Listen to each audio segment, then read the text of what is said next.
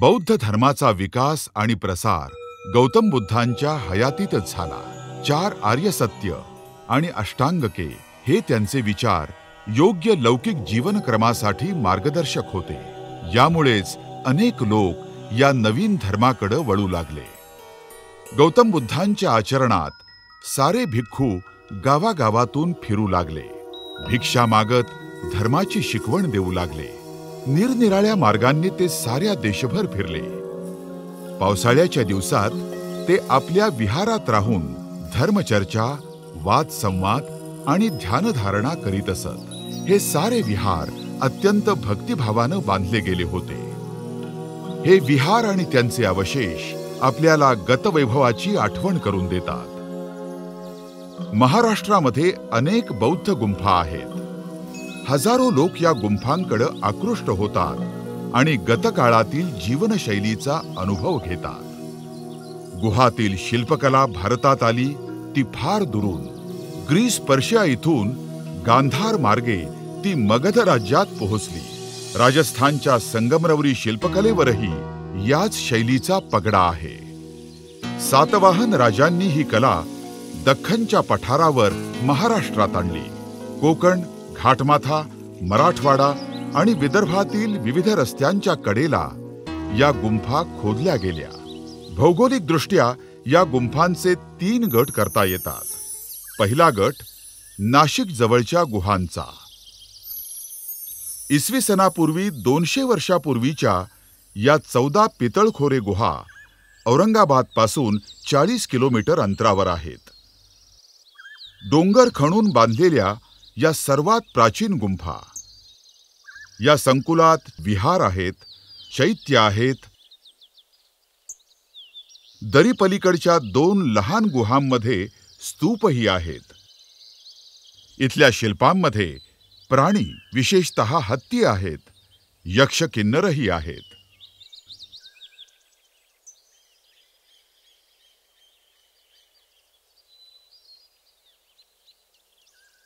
चैत्य विहारामध्ये सुंदर अश्मचित्रे आहेत। आजही ती तितकीच रंगतदार आहेत, सांभाळून ठेवली आहेत। अजिंठा, जगप्रसिद्ध अजंठा लेणी हा या गुंफामधील मेरुमणी। जगातील प्राचीन विहारांपैकी हा एक। काळाच्या ओघात त्यांचा विसर पडला होता। काही ब्रिटिश सैनिकांच्या नजरेस पडल्यानंतर ही लेणी परत प्रकाशात आली, ती 19व्या शतकात। अजंठा इथली 29 लेणी ज्वालामुखी दगडाच्या गुहांमध्ये कोरली गेली। या लेण्यामधील रंगीत चित्र अनेक शतकांच्या कलाकुसरीतून निर्माण झाली। इसवी सन पूर्व 200 वर्ष ते इसवी सन 728 या प्रदीर्घ कालखंडात ती पूर्ण झाली। इथली स्थापत्य आणि शिल्पकला यापेक्षा ही बहारदार चित्र अधिकच प्रसिद्ध झाली। ही सुरेख भित्तिचित्र बौद्ध धर्माच्या कर्मठशा 13 तत्वांपासून ते महायान पंथाच्या प्रवासाचा इतिहास आहे। विविध विषयांवर ही चित्र काढली आहेत। आशय अर्थातच बोधिसत्वाच्या अवतारांचा। यात जातक कथा आहेत, दैनंदिन जीवनशैली आहे, राजदरबारही आहे। 5व्या आणि 6व्या शतकातील कलेचा आविष्कार इथं प्रामुख्यानं पाहायला मिळतो। छत, खांब, भिंती या साऱ्यावरती गौतम बुद्धाच्या जीवनातील विविध प्रसंग आढळतात। कला आणि भक्ती यांचा संगम म्हणजे बुद्धाच्या शिकवणीवर आधारित अजंठ्याची ही चित्रलेणी। गतकाळातील भिक्खूचा वारसा जपणारी, अनेक शतकांपूर्वी त्यांनी केलेल्या कार्याची आणि उपासनेची जाणीव देणाऱ्या या लेण्यांमध्ये त्या काळात प्रार्थनेचे स्वर आणि छिन्नी हातोड्याचे दमदार आवाज एकत्रच घुमले असतील। इथले शिल्प आणि सारं स्थापत्य एकमेकास पूरक आहेत। उत्तर आणि दक्षिण भारतीय कलांच्या संगमातून दख्खनी शिल्पकलेचा एक नवीन प्रवाह सुरू झाला। सातवाहन राजांच्या काळात जवळजवळ 400 वर्ष ही शिल्पकला प्रचलित होती। वेरूळ, इसवी सनाच्या 7व्या शतकात कलाकार पुढे निघाले आणि अन्यत्र आपली कलोपासना करू लागले। काही इतिहासकारांच्या मते नवीन मार्ग अस्तित्वात आले। धनी व्यापाऱ्यांची ये जा या नवीन मार्गांवर होऊ लागली आणि त्यांच्या कडेला नवीन लेणी खोदली गेली. इथंच वेरूळ म्हणजेच इंग्रजीत एलोरा या युगाचा प्रारंभ झाला. वेरूळ ही केवळ बौद्ध लेणी नाहीत, त्यात हिंदू आणि जैन शिल्पकलाही आहे. दक्षिण उत्तर अशा 2 किलोमीटर लांबीच्या पर्वतांमध्ये ती खोदली आहे. वेरूळच्या 34 गुहांपैकी 12 बौद्ध गुंफा आहेत, परंतु त्यातही हिंदू आणि जैन आशयांची सरमिसळ आहे. अगदी अलीकडच्या काळात म्हणजेच 20व्या शतकाच्या अखेरीस आणखी काही लेणी सापडली आहेत. या साऱ्यामध्ये हिंदू शिल्पकलाच आहे. वेरूळच्या लेण्यांमध्ये कैलाश मंदिर हे सर्वात महत्वाचं. ग्रीसच्या जगप्रसिद्ध पार्थेनॉनच्या दुप्पट या मंदिराचा परिसर आहे. एकाच दगडात खोदलेलं जगातील हे सर्वात मोठं शिल्प आहे. वेरूळच्या डोंगराचे कडे अजंठाच्या डोंगरासारखे सरळ सोट नाहीत. यामुळंच शिल्पकारांना अनेकविध मंदिरं बांधणं आणि स्थापत्यशास्त्राचे नवनवीन आविष्कार करणं जमून गेलं. याशिवाय या गुंफांमध्ये दगडात खोदलेल्या बहुमजली इमारतीही आहेत. इथं निवासाची व्यवस्था होती, स्वयंपाकाचीही व्यवस्था होती. काही ठिकाणी तर शिल्पकलेतून लाकूड कामाचा आभास निर्माण केला गेला होता. आज आपण या लेण्यात उभं राहून भिक्खूंच्या तात्कालीन जीवनाची कल्पना नक्कीच करू शकतो. हजारो वर्षांचा इतिहास जतन केलेली ही लेणी, गतकाळातील कला आणि संस्कृती दर्शवणारी ही लेणी, निसर्ग आणि मानव यांच्या सहअस्तित्वाची जाणीव करून देणारी ही लेणी 1983 साली युनेस्कोनं वर्ल्ड हेरिटेज साईट म्हणजेच जागतिक ऐतिहासिक वास्तू म्हणून जाहीर केली.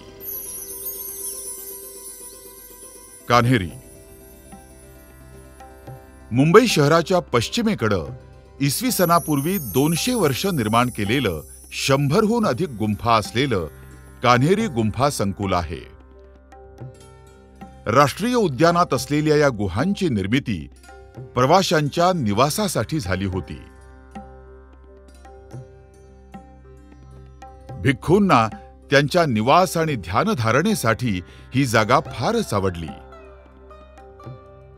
कोकण किनाऱ्यावरील एक महत्वाचा बौद्ध निवास म्हणून ही जागा मौर्य आणि कुशाण राज्यांच्या काळात ओळखली जाऊ लागली.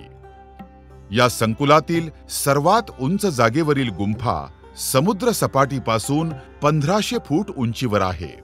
या गुंफांमध्ये बसण्यासाठी दगडांचे बाक तर झोपण्यासाठी दगडी पलंगही आहेत. कान्हेरी हा शब्द कृष्णगिरी या संस्कृत शब्दाचा अपभ्रंश आहे. कृष्णगिरी म्हणजे काळे पर्वत. पूर्वीच्या काळात सोपारा, कल्याण आणि ऐरंगल ही महत्वाची बंदरं होती आणि तिथून ग्रीस आणि मेसोपोटेमिया इथं व्यापार चालत असे. सोपारा म्हणजेच आजचं नाला सोपारा. इथून सम्राट अशोकाच्या मुलांनी श्रीलंकेकडे प्रयाण केलं होतं. एका बंदरातून दुसऱ्या बंदराकडे जाणारे प्रवासी कान्हेरी इथं निवास करीत असत. कान्हेरी हे एक वैभवशाली विद्यापीठही होतं. मात्र भिक्खूंच्या आगमनानंतर ही जागा हळूहळू बौद्ध विहार बनली. भिक्खूंना ही जागा फारच आवडली. सोपारा, कल्याण आणि नाशिक या शहरांपासून जवळ, परंतु एका बाजूला असलेली ही शांत जागा त्यांना भावली. इथं पाणी पुरवठाही भरपूर होता.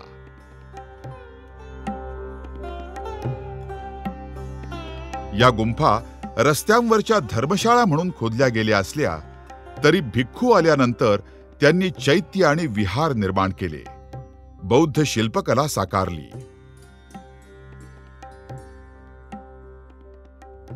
अवलोकितेश्वर मूर्ती तसंच तारा आणि भृप्ती या देवींच्या मूर्ती या इथल्या सर्वोत्तम कलाकृती इसवी सनाच्या 4थ्या शतकात निर्माण केलेल्या. चैत्य गुफेमध्ये छतावर लाकडी नक्षीकाम आढळतं. या गुहेतील 34 स्तंभही तितकेच प्रेक्षणीय आहेत. कार्ले मुंबई पुणे रस्त्यावर लोणावळा इथून 11 किलोमीटर अंतरावर कार्ले गुंफा आहेत. इसवी सनाच्या दुसऱ्या शतकात त्या खोदल्या गेल्या आहेत. कार्ली येथील बौद्ध प्रार्थना स्थळ म्हणजे चैत्य प्रसिद्ध आहे. इथल्या शिलालेखांनुसार हे साऱ्या जंबूद्वीपातील म्हणजे भारतवर्षातील सर्वोत्तम चैत्य आहे.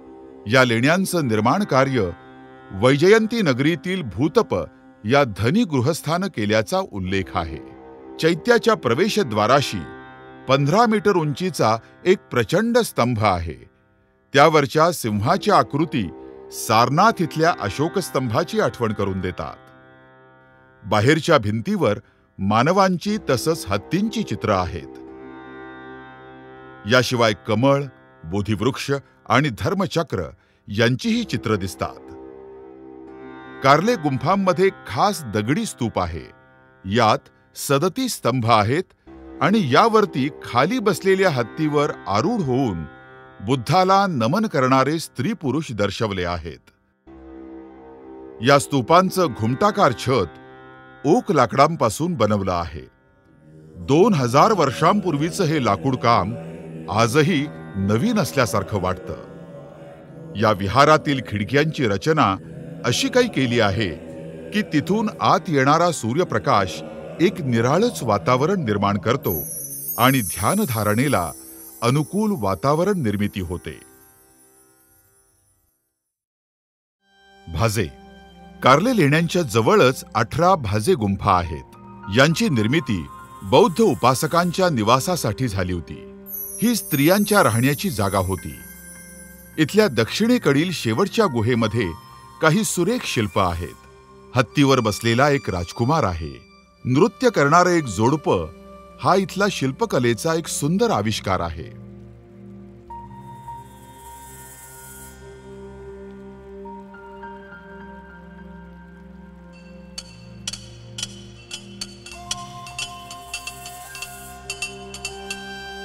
पर्वतराजींमध्ये खोदकाम करून मंदिर निर्माण करण्याची ही कला भारतातच उगम पावली. बौद्ध भिक्खू जेव्हा धर्म प्रसारासाठी आशिया खंडात फिरले तेव्हा त्यांनी ही कला तिथंही नेली. स्थापत्य विशारदांचा हा वारसा साऱ्या आसमंतात पसरला.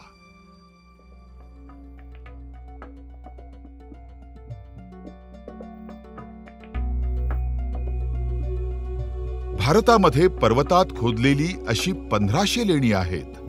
त्यापैकी बहुतांश बौद्ध लेणी आहेत. आपला प्रवास आत्ता कुठे सुरू होत आहे.